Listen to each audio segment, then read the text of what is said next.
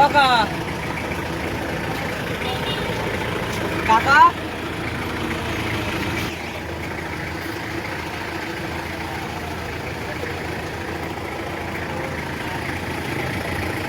मेरे जो टायर पर पीटे पीटे सब किच्छु नहीं गाड़ी सब